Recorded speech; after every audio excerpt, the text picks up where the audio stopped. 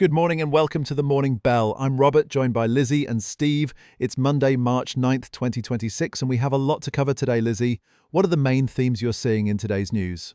Thanks, Robert. Well, the dominant story that's shaking markets right now is oil prices surging above $100 per barrel for the first time since 2022. We're actually seeing West Texas Intermediate nearly touching 120 at its peak, driven by Gulf states cutting back production and escalating tensions in the Middle East, particularly around Iran's strategic oil infrastructure.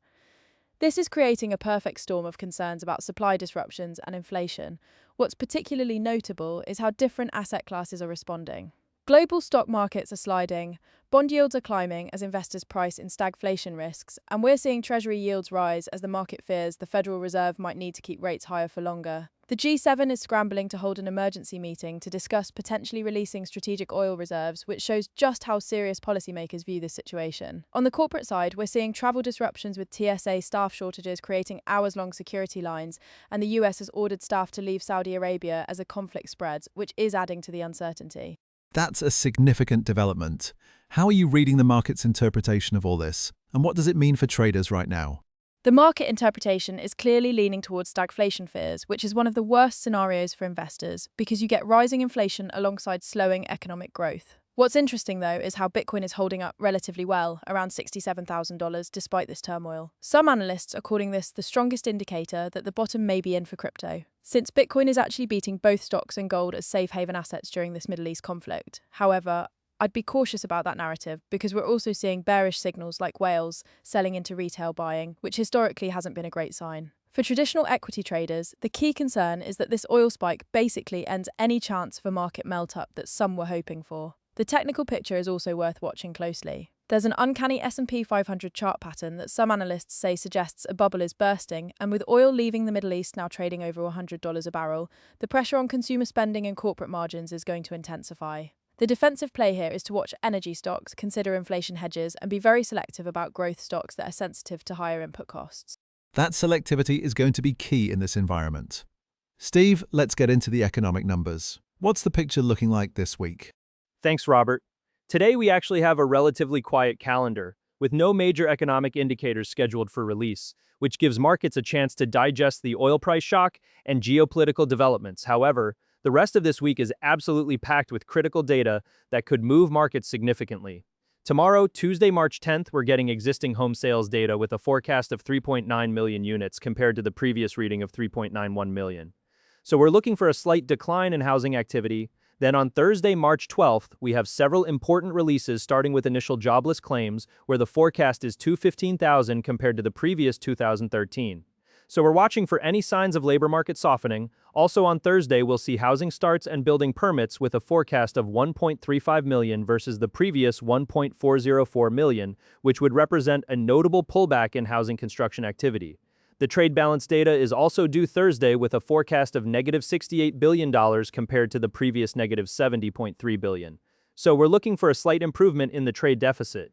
The really big day is Friday, March 13th, when we get a flood of high-impact data. The Consumer Price Index forecast is 326.7, up from the previous 325.25, which would confirm continued inflationary pressures, and is especially important given the oil price surge we're seeing. We'll also get the Personal Consumption Expenditures Price Index, with a forecast of 0.4% matching the previous 0.4% reading, which is the Fed's preferred inflation gauge. GDP data is coming Friday as well with a forecast of 1.4%, which would be down significantly from the previous 4.4%, and that's a concerning deceleration in economic growth. Rounding out Friday, we have consumer confidence with a forecast of 55 compared to the previous 56.6. University of Michigan consumer sentiment also forecasting 55 versus 56.6 previously.